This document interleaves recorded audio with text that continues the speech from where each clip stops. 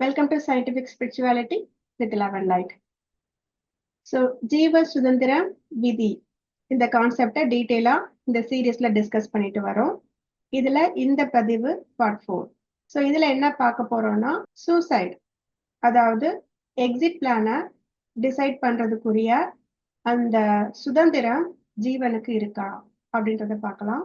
So நம்ம ஏற்கனவே பார்த்த மாதிரி நம்மளோட ஆன்மா போட்டு கொடுத்த இந்த கேம் பிளான்ல ஒரு பிளேயிங் கேரக்டரா கேம்க்கு உள்ள இருந்து இதை விளையாண்டுட்டு இருக்கோம். நம்மளோட ஆன்மா இந்த ப்ளூ பிரிண்ட் மூலமா கேம்க்கு வெளியே இருந்து நம்மளை இயக்கிட்டு இருக்கு பிளேயரா அப்படின்றத பார்த்தோம்.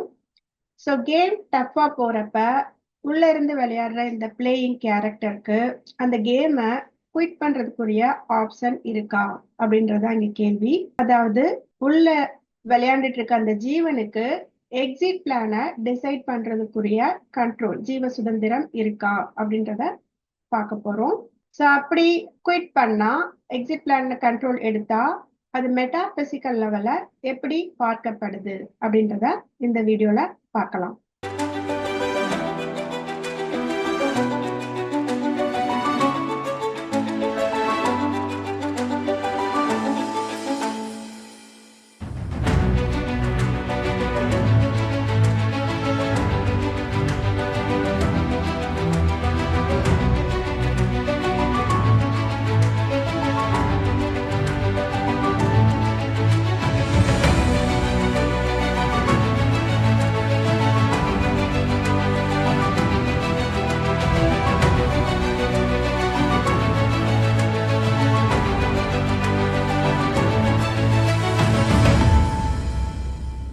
எல்லா ஃப்ரீவில்லையும் கர்மாவுடைய அந்த இன்ஃப்ளூயன்ஸ் இருக்குமா அப்படின்னு கேட்டா அதுவும் அவ்வளவு இதாக சொல்லிட முடியாது. ஃப்ரீவில் படி நம்மளுக்கு முடிவெடுக்கிற ஆப்ஷன்ஸ், பிளேயிங் கேரக்டரா இருந்து நம்ம கேமை விளையாடுறதுக்குரிய ஆப்பர்ச்சுனிட்டி நம்மளுக்கு கண்டிப்பா நிறைய இடத்துல கிடைக்கும். ஃபார் எக்ஸாம்பிள், இது இன்ஜினியரிங் படிக்கலாமா, பிசிக்ஸ் படிக்கலாமா? இன்ஜினியரிங் படிக்கிறதுக்குரிய ஆப்பர்ச்சுனிட்டி இருந்தும் அது வேணாம், நான் பிசிக்ஸ் படிக்கிறேன் அப்படின்றதும், இந்த ஆன்சைட் ஆப்பர்ச்சுனிட்டியை அக்செப்ட் பண்ணலாமா வேணாமா அப்படின்றதும், இவங்களை மேரேஜ் பண்ணிக்கிறதுக்குரிய அந்த விதிப்படி இந்த மொமெண்ட் இவங்கள தான் மேரேஜ் பண்ணிக்கணும்னு இருக்கு. இருந்தாலும் நம்ம ஃப்ரீவில் படி இவங்களை மேரேஜ் பண்ணிக்கலாமா வேணாமா அப்படின்ற அந்த முடிவுகள் நம்ம எடுக்கிறப்ப பிளேயிங் கேரக்டரா இருந்து நம்மளுடைய வாழ்க்கையில அந்த கேமை விளையாண்டுட்டு இருக்கோம் அப்படின்றது அர்த்தம். அந்த மாதிரி நம்ம பிளேயிங் கேரக்டரா இருந்து நம்மளோட முக்கியமான டேர்னிங் பாயிண்ட்ஸ்ல நம்ம ஒரு என்ன முடிவு எடுத்தாலும் அது தப்பே கிடையாது. நம்ம எந்த முடிவு எடுத்தாலும் அங்க இருந்து அடுத்த கட்டத்துக்கு நம்மளை எடுத்து கொண்டு போயிட்டு இருக்கிறதுக்குரிய அந்த ஃபுல் ஆப்ஷனும் அந்த ப்ளூ பிரிண்ட்ல இருக்கும். அந்த கேம் பிளான் படி நம்ம எந்த முடிவுகள் எடுத்தாலும் அதுல எந்த தவறும் கிடையாது. அதுக்கு ஏத்தாப்புல நம்ம வாழ்க்கை அடுத்த கட்டத்தை நோக்கி நகர்ந்து போய்கிட்டே இருக்கும். இந்த மாதிரி முக்கியமான மொமெண்ட்ஸ்ல நம்ம எடுக்கிற முடிவுகள் நம்ம பாதை எந்த மாதிரி இருக்கும் அப்படின்றத மட்டும்தான் முடிவு பண்ணுது. எய்தர் ஈஸியாவோ இல்லை கஷ்டமாவோ இருக்கிறதுக்குரிய அந்த அந்த சேஞ்ச், அந்த ஆப்ஷன் மட்டும்தான் சேஞ்ச் ஆகுது. ஸோ யூனிவர்ஸ் லா படி நம்ம ஃப்ரீவில் படி எந்த முடிவு எடுக்கிறதும் தப்பே கிடையாது. எல்லாமே ஏற்றுக்கொள்ளப்பட்டது. எல்லாமே நம்ம அந்த ப்ளூ பிரிண்டோட கேம் ரூல் படி அக்செப்டபிள். நம்ம ஃப்ரீவில் படி எந்த முடிவு எடுத்தாலும் ஸ்டில் அது கேம் ரூல்குள்ளதான் இருக்கு. எது கேம் ரூல்ல அக்செப்டபிள் இல்லை அப்படின்னா எக்ஸிட் பிளான். அதுதான் நம்ம அடுத்த இதுல பார்க்க போறோம். அதாவது எக்ஸிட் பிளானை ஒரு ஜீவன் அதுவே டிசைட் பண்றது, அதாவது சூசைட் பண்றது விதிப்படி எப்படி பார்க்கப்படுது அப்படின்றத பார்க்கலாம். ஸோ இந்த கருத்து நான் முழுக்க டொலார் கேனன்ஸ் உடைய புக்ல படிச்ச விஷயங்களுடைய சாராம்சத்தை தான் இந்த பாயிண்ட்ல நான் கவர் பண்றேன். ஸோ ஒரு ஜீவன் இந்த ப்ளூ பிரிண்ட்ல எந்த விஷயங்களனாலும் மாத்தி அமைக்கிறதுக்கு, அதாவது மாத்தி முடிவெடுக்கிறதுக்கு, எந்த பாதையை செலக்ட் பண்றதுக்கும் ஒரு ஜீவனுக்கு உரிமை இருக்கு ஜீவ சுதந்திரத்தின் படி. ஆனா enter plan, exit plan, game rule இது எல்லாமே பிளேயரோட கண்ட்ரோல்ல தான் இருக்கு. நம்ம வர்றதுக்கு முன்னாடியே முடிவெடுக்கப்பட்ட அந்த ப்ரீ ப்ரோக்ராம் படி தான் அது இருக்கு. அதாவது நம்ம எங்க பிறக்கணும், யாருக்கு பிறக்கணும், எப்படி இருக்கணும், இது எல்லாம் என்டர் பிளான்லயும் எந்தெந்த மொமெண்ட்ல நம்மளுடைய கோல் கட்டம் பர்த் சார்ட் அது எல்லாமே இன்டர் பிளான். எக்ஸிட் பிளான் பாத்தீங்கன்னா நம்ம வந்து இந்த கேம்ல இருந்து எப்ப எக்ஸிட் பண்ணி அடுத்த லெவலுக்கு போறோம், இல்ல இந்த ரீஇன்கார்னேஷன் எப்ப முடியுது, இந்த வாழ்க்கை சுழற்சி வந்து இந்த இந்த காலகட்டம் எப்ப முடியுது, அது எக்ஸிட் பிளானும். கேம் ரூல், அந்த சோல் பர்பஸ், சோல் லெசன் இது எல்லாமே வந்து பிளேயரோட கண்ட்ரோல்ல இருக்கு. அப்படி பாக்குறப்ப அந்த ப்ளூ பிரிண்ட் பார்த்தோம் இல்லையா, அதுல வந்து நிறைய மொமெண்ட்ஸ்ல வந்து ஃப்ரீவில் படி போறதுக்கு ஆப்பர்ச்சுனிட்டி நிறைய இடத்துல கொடுக்கப்படும். அந்த ஆப்பர்ச்சுனிட்டி படி அந்த பிளேயிங் கேரக்டரா இருக்க நாம வந்து ஃப்ரீவில் படி எதனாலும் செலக்ட் பண்ணி போகலாம் நம்ம பாதையில. ஆனா நம்மளுடைய எக்ஸிட் பிளானை செலக்ட் பண்றதுக்கு மட்டும் நம்மளுக்கு அனுமதி கிடையாது அப்படின்றத டொலர்ஸ் கென்னஸ் புக்ல நிறைய இடத்துல சொல்லியிருக்காங்க. ஸோ அதுக்குரிய காரணமா என்ன சொல்றாங்க அப்படின்னா, நம்ம இந்த லைஃப்பை எக்ஸ்பீரியன்ஸ் பண்றதுக்கு திரைக்கு பின்னால் எவ்வளோ லாஸ், எவ்வளோ விஷயங்கள் வந்து செயல்பட்டுட்டு இருக்கு. நம்ம கண்ணுக்கு தெரிஞ்ச விஷயங்கள் 1% தான். ஆனா 99% வந்து நம்மளுக்கு கண்ணுக்கு தெரியாம அவ்வளோ ஃபோர்ஸஸ், அவ்வளோ லாஸ் வந்து அதுக்கு உட்பட்டு தான் வந்து நம்ம வாழ்க்கை போயிட்டு இருக்கு. இந்த மெட்டாபிசிக்கல் 99% நம்மளுக்கு தெரியாத அவ்வளோ அந்த லெவல்ல இருந்து நம்மளுடைய வாழ்க்கை நிர்ணயிக்கப்பட்டு கட்டுக்கோப்போட ஒரு ப்ளூ பிரிண்ட் படி நம்ம வாழ்க்கை போயிட்டு இருக்கு. ஸோ இந்த மெட்டாபிசிக்கல் பிளான் எல்லாத்தையும் தகர்த்தெறிகிற மாதிரியான ஒரு விஷயம் என்னன்னா, ஒரு ஜீவன் அதோடைய எக்ஸிட் பிளான், தன்னுடைய வாழ்க்கையோட முடிவை தானே தேர்ந்தெடுத்துக்கிறது. ஃப்ரீவில் படி தன்னோட வாழ்க்கை முடிவை ஒரு ஜீவன் அதுவே தேர்ந்தெடுத்துச்சுன்னா, அது வந்து இந்த மெட்டாபிசிக்கல் பிளான்ல இருக்க எல்லா விஷயங்களையும் தகர்த்தெறிகிற ஒரு விஷயம். ஸோ 2வது விஷயம் என்னன்னு பார்த்தீங்கன்னா, வேஸ்ட் ஆஃப் எஃபர்ட். இந்த சோல் எவல்யூஷன்ல அந்த ஜீவன் அதோட சோல் பர்பஸ், சோல் லெசன் அதெல்லாம் மீட் பண்ணி, அந்த கர்மாவை நியூட்ரலைஸ் பண்ணி, அந்த முக்தியை நோக்கி போற அந்த பாதையில அதை அடுத்தடுத்த லெவலுக்கு கொண்டு போறதுக்கு எவ்வளவு விஷயங்கள் மெட்டாபிசிக்கல் லெவல்ல செயல்பட்டுட்டு இருக்கு. அவ்வளோ விஷயங்களும் அவ்வளோ எஃபர்ட்ஸும் வீணா போகுது. Waste of efforts. Waste of efforts அப்படின்றத விட அந்த பர்டிகுலர் வாழ்க்கைய அது எந்த ஒரு ரொம்ப கஷ்டம் இருக்கனால தானே அந்த முடிவு எடுக்குது. எக்ஸிட் பிளான தானே முடிவெடுக்க வேண்டிய அந்த சூழ்நிலைக்கு அந்த ஜீவன் தள்ளப்படுது. அந்த முடிவ எடுக்கிறது மூலமா அந்த பர்ட்டிகுலர் பிறப்ப வேணா அது ஸ்கிப் பண்ண முடியும். ஆனா அதால சோல் லெசனையோ, சோல் பர்பஸையோ, இந்த லெசன் லேர்ன் பண்ணிக்கணும் அப்படின்ற அந்த பிளான்ல இருக்க அந்த லெசனையோ, இல்ல அது மீட் பண்ண வேண்டிய சோல் பர்பஸையோ அது மீட் பண்ணாம அந்த பர்ட்டிகுலர் கேம்ல இருந்து எக்ஸிட் ஆகிறது மூலமா அதால சோல் லெசனையும் சோல் பர்பஸையும் ஸ்கிப் பண்ண முடியாது. அடுத்த பிறவி எடுத்து வந்து அந்த சோல் லெசனையும் அந்த ஆன்மாக்குரிய அந்த நோக்கத்தையும் அது மீட் பண்ணி தான் ஆகணும். அதோடைய கர்மாவை நியூட்ரலைஸ் பண்ணி தான் ஆகணும். திருப்பி மறுபிறப்பு எடுத்து வந்து யாரெல்லாம் மீட் பண்ணணுமோ அவங்க எல்லாம் மீட் பண்ணி அந்த கர்மிக் கான்ட்ராக்டை நியூட்ரலைஸ் பண்ணி, சோல் கான்ட்ராக்டை நியூட்ரலைஸ் பண்ணி, சோல் லெசனை லேர்ன் பண்ணிட்டு என்ன பர்பஸ்க்காக அந்த ஆன்மாவுடைய நோக்கம் அதை மீட் பண்ணாம அடுத்த லெவலுக்கு அது போகவே முடியாது. திருப்பியும் பிறந்து வந்து திருப்பியும் அந்த அந்த சூழ்நிலைக்குள்ள வந்துதான் ஆகணும். அப்படின்றப்ப அது என்ன பண்ணணும், திருப்பி அது இன்னொரு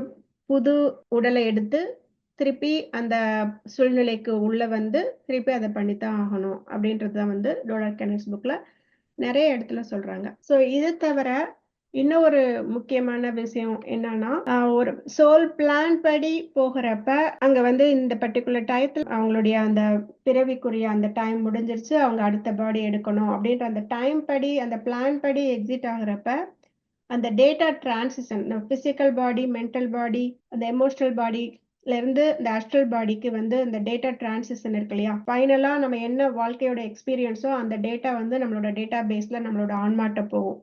அதுக்காக தான் இந்த லைஃப் எக்ஸ்பீரியன்ஸ். ஸோ அந்த டேட்டா டிரான்சிஷன் வந்து ரொம்ப ஸ்மூத்தா இருக்கும் நார்மல் பிளான் படி போறப்ப. அப்படி இல்லாம போறப்ப திடீர்னு அந்த ஜீவன் வந்து அந்த முடிவை எடுக்கிறப்ப அந்த டேட்டா டிரான்சிஷன் ஸ்மூத்தா இருக்காது. ஸோ அந்த எந்த எமோஷனல் நிலைமையில அந்த முடிவை எடுத்தாங்களோ அந்த எமோஷனல் அந்த எனர்ஜி வந்து அந்த டைம் ஸ்பேஸ் டொமைன்ல வந்து அங்க ஸ்டக் ஆயிக்கும் அப்படின்றத சொல்றாங்க. இது வந்து வேதாத்ரி ஐயா மகரிஷி புக்ஸ்ல படிக்கிறப்பையும் அவரும் இந்த கருத்தை சொல்றாரு. சோ இந்த எமோஷனல் பாடியில இந்த எனர்ஜி டைப் ஆயிருக்கிறப்ப அந்த கான்சியஸ்னஸ் வந்து டைம் ஸ்பேஸ் டொமைன்ல இருக்கிறப்ப அந்த கரண்ட் கான்சியஸ்னஸ் அந்த பர்டிகுலர் எனர்ஜி அந்த இதுக்குள்ள சிக்கிக்கும். ஸோ அந்த டிரான்சிஷன் ஸ்மூத்தா இல்லாதனால எமோஷனல் எனர்ஜி வந்து டைம் ஸ்பேஸ்ல மாட்டிக்கிறப்ப அந்த கரண்ட் கான்சியஸ்னஸ் வந்து அந்த எமோஷனல் பாண்டிங்ல மாட்டிக்கும். அதாவது அந்த கரண்ட் கான்சியஸ்னஸ் எந்த எமோஷன்ல அந்த முடிவை எடுத்துச்சோ அந்த எமோஷனல் லெவல்குள்ளேயே மாட்டிக்கும். அந்த டிரான்சிஷன் ஆகி அடுத்த லெவலுக்கு போறதுக்குரிய வாய்ப்பே இல்லை. ஸோ பாடி இருந்தாலாவது ஸ்பேஸ் டைம் அந்த டைமென்ஷன்ல இருக்கிறப்ப வந்து அதை ஓவர் கம் பண்ணி ஒரு டைம் வந்து அதுக்கு ஒரு சொல்யூஷனா இருக்கும். அதை மாத்தி அந்த எமோஷன் மாறி அந்த மொமெண்ட் மாறதுக்குரிய வாய்ப்பு இருக்கு. ஸோ இந்த மாதிரி முடிவு எடுக்கிறப்ப அந்த எனர்ஜி அந்த கான்சியஸ்னஸ் அந்த மூமெண்ட்ல ஸ்ட்ரக் ஆயிக்கும். கான்சியஸ்னஸ் வந்து அந்த எமோஷனல் லெவல்ல இருந்து வெளியே வர்றதுக்கு ஸ்பிரிட் கைட்ஸ் வந்து ஹெல்ப் பண்ணி அந்த நார்மல் லெவலுக்கு வந்து அதுக்கப்புறம் அந்த எமோஷனல் பாண்டிங் அந்த எனர்ஜில இருந்து வெளியே வந்து அதுக்கப்புறம் அந்த டிரான்சிஷன் நடந்து அதுக்கப்புறம் வந்து அது நார்மல் ஃப்ளோல அடுத்த ரீஇன்கார்னேஷன் முடிவு பண்ற வரைக்கும் வந்து அந்த கான்சியஸ்னஸ் வந்து அந்த எனர்ஜில ஸ்ட்ரக் ஆயிருக்கும் அப்படின்றத வந்து நிறைய இடத்துல படிச்சிருக்கேன். அதனால வந்து அது அவ்வளோ ஒரு கொடுமையான விஷயம். அந்த மொமெண்ட்ல என்ன எமோஷனல் லெவல்ல இருக்கோ அந்த எமோஷனல் லெவல்ல தான் வந்து அந்த கான்சியஸ்னஸ் சிக்கிக்கும். புது எனர்ஜி அந்த பாடி கிடைக்கிற வரைக்கும் அந்த கான்சியஸ்னஸ் அங்க சிக்கிக்கும் அப்படின்றது வந்து லைட்டா வந்து நான் வேதாத்ரி ஐயா சொல்ற அந்த கான்செப்ட்ல இருந்தும் என்னால கனெக்ட் பண்ணி பார்க்க முடிஞ்சது. ஃப்ரீவில் படி எந்த முடிவுகள்னாலும் எடுக்கலாம். அதுக்கு ஜீவனுக்கு உரிமை இருக்கு. வாழ்க்கை பாதை வந்து கஷ்டமா இருக்கு அப்படின்ற ஒரு பட்சத்துல ஒரு ஜீவன் இந்த மாதிரி முடிவு எடுக்கிறப்ப வந்து இங்க இந்த டைம் ஸ்பேஸ் டொமைன்ல கான்சியஸ்னஸ் ஸ்டக் ஆகிற அந்த கான்செப்ட் வந்து ரொம்பவே வந்து இமேஜின் பண்றதுக்கு ரொம்ப கஷ்டமான கான்செப்டா இருக்கு. நார்மல் பாடி இருந்தாலாவது அதுக்கு ஏகப்பட்ட ஆப்ஷன் இருக்கு. எந்த ஒரு சுச்சுவேஷனுக்காக அந்த முடிவை எடுத்துச்சு, ஃபார் எக்ஸாம்பிள் ரிலேஷன்ஷிப் சரியில்லைன்னா அந்த ரிலேஷன்ஷிப்ல இருந்து வெளியே வந்து அதுக்குரிய வாய்ப்பை அந்த பிரபஞ்சம் ஏற்படுத்தி கொடுக்கும். வேற ஒரு ரிலேஷன்ஷிப்போ இல்ல ரிலேஷன்ஷிப் இல்லாம தனியா வாழ்றதுக்குரிய ஒரு வாய்ப்போ எல்லாத்தையும் வந்து அந்த பிரபஞ்சம் ஏற்படுத்தி கொடுக்கும். அதுக்கு வந்து இந்த பாடி இருக்கணும். அப்பதான் வந்து இந்த பிரபஞ்சமும் ஆன்மாவும் அந்த இடத்துல இருந்து நம்ம மூவ் ஆகி டிரான்சிஷன் ஆகி அடுத்த லெவலுக்கு நம்ம வாழ்க்கையில போறதுக்கு நம்மளுக்கு பிரபஞ்சமும் ஆன்மாவும் ஹெல்ப் பண்ணணும். அதுக்கு நம்ம அந்த பிசிக்கல் பாடியில இருக்கணும். ஸோ இதுல டேக்அவே என்னன்னா, எந்த ஒரு சூழ்நிலையில ஒரு ஜீவன் அந்த முடிவை எடுத்தாலும் அந்த அந்த சூழ்நிலையில இருந்து டெம்பரவரியா வேணா எஸ்கேப் ஆக முடியும். திருப்பியும் இன்னொரு உடல் எடுத்து அந்த சூழ்நிலையில கடந்து அந்த கர்மாவை நியூட்ரலைஸ் பண்ணி சோல் லெசன் என்ன கத்துக்கணுமோ அதை கத்துட்டு தான் ஆகணும். அதுல இந்த எக்ஸிட் அதுவா பண்ண அந்த கர்மாவும் சேர்ந்துட்டு சாதகமான சூழ்நிலை அமையுமா அமையாதா அப்படின்றது தெரியாது. ஸோ இந்த புரிதல் இருக்கிறப்ப இந்த ஜீவன் வந்து ஒரு அசௌகரியமான ஒரு சூழ்நிலை வந்தாலும் அதை தைரியமா எதிர்கொள்றதுக்குரிய ஒரு ஒரு கான்சியஸ்னஸை வந்து எதிர்கொள்றதுக்குரிய ஒரு புரிதல் வந்து அந்த ஜீவனுக்கு இருக்கும். நம்ம எதுவா இருந்தாலும் இந்த ப்ளூ பிரிண்ட் படி தான் நம்ம லைஃப் போகும். இப்ப இருக்க இந்த இன்கன்வீனியன்ஸ் வந்து ஒரு தற்காலிகமானது.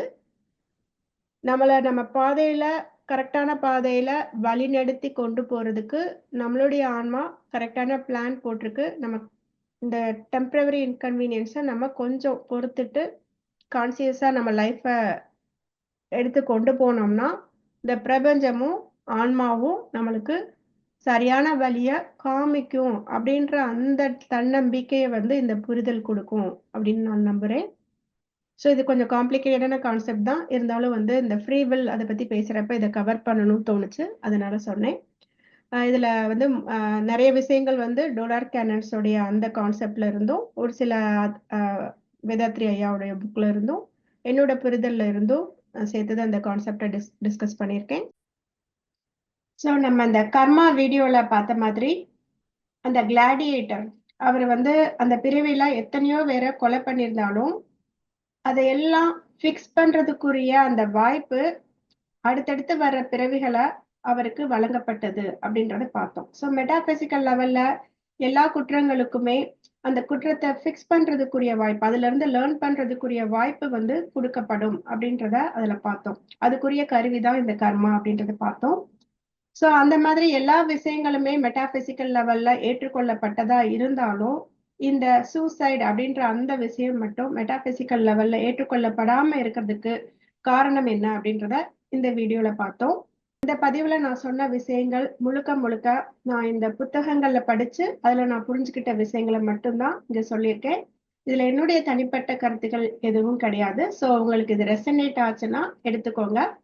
சப்போஸ் ரெசனேட் ஆகல, ஒரு மாறுபட்ட கருத்து இருக்கு அப்படின்னா அதை இக்னோர் பண்ணிருங்க. ஸோ நாம இந்த கேம்ல நம்ம வாழ்க்கையில நடக்கிற எல்லா விஷயங்களும் பிளான் படி தான் போயிட்டு இருக்கு. நம்ம மீட் பண்ற மனிதர்கள் எல்லாம் சோல், நல்லவங்களோ கெட்டவங்களோ, ஒரு சோல் கான்ட்ராக்ட் படி நம்மளோட இந்த பாதையில நம்ம முன்னேறி போறதுக்கு உதவி பண்றதுக்காக தான் இங்க இருக்காங்க அப்படின்ற அந்த புரிதல் வர்றப்ப வந்து எல்லாத்தையும் அக்செப்ட் பண்ணிக்கிற ஒரு மென்டாலிட்டி கொஞ்சம் கொஞ்சமா நம்மளுக்கு வரும். எல்லாம் கடந்து போகும் அப்படின்றது சொல்றதுக்கு ஈஸியா இருக்கும். ஆனா அந்த சிச்சுவேஷன்ல இருந்து பாக்குறப்ப அதை ஏற்றுக்கொள்றது கொஞ்சம் கஷ்டமா இருக்கும். ஆனா நம்ம புரிதலோட எல்லா விஷயங்களையும் பாக்குறப்ப அந்த அக்செப்டன்ஸ் வந்து ஈஸியா வந்துரும். ஸோ ஒரு விஷயம் நம்ம தெரிஞ்சுக்கணும். நாம இங்க தனியா இல்ல. நம்மளோட ஆன்மாவும் இந்த பிரபஞ்சமும் நமக்கு தேவையான நேரத்துல ஒரு வரைமுறைக்கு உட்பட்டு தேவையான உதவிகளை செய்யறதுக்கு ரெடியா இருக்கு. அந்த வரைமுறை என்ன அப்படின்னு பார்த்தா நம்மளோட ஃப்ரீவில். அதுல இன்டர்ஃபியர் ஆகாம, நம்மளோட சோல் பர்பஸ்ல தலையிடாம, என்ன மாதிரியான உதவிகள் நம்ம கேட்டா கிடைக்குமோ அந்த மாதிரியான உதவிகள் கொடுக்கறதுக்கு நம்மளோட ஆன்மாவும் பிரபஞ்சமும் எப்பயும் தயாரா இருக்கு. எப்படிப்பட்ட கஷ்டமான ஒரு சூழ்நிலையா இருந்தாலும் ஒரு மேஜிக் பண்ண மாதிரி இம்மீடியட்டா அதை மாத்துறதுக்குரிய ஒரு பேராற்றல் இந்த பிரபஞ்சத்துல பொதிஞ்சு கிடக்கு. நாம பண்ண வேண்டியதெல்லாம் அப்படிப்பட்ட அந்த பேராற்றலை உள்வாங்கிக்கிற தகுதியான கொள்கலனா நம்மள மாத்திக்கிறது. அதாவது தொடர்ந்து நன்முயற்சியில இருந்து நேர்மறையான எண்ணங்கள்ல இருந்து நேர்மறையான பாதையில நம்ம பயணம் செய்யறப்ப நம்மளோட ஃப்ரீக்வன்சி அதிகமாகி இந்த பேராற்றல் ஏற்றுக்கொள்றதுக்குரிய கொள்கலனா நம்ம மாத்திக்க முடியும். அப்படி நம்மளோட ஃப்ரீவில்ல யூஸ் பண்ணி நம்மள நாமளே சேஞ்ச் பண்ணிக்கிறப்ப, நன்முயற்சியில இருக்கிறப்ப நம்ம நினைக்கிறத விட எல்லா விஷயங்களும் ரொம்ப ஸ்மூத்தா இனிமையானதா மாறுறதுக்குரிய வாய்ப்புகள் நிறைய இருக்கு. நாம பண்ண வேண்டியதெல்லாம் நம்பிக்கையோட நன்முயற்சியில இருக்கிறது தான். நன்றி.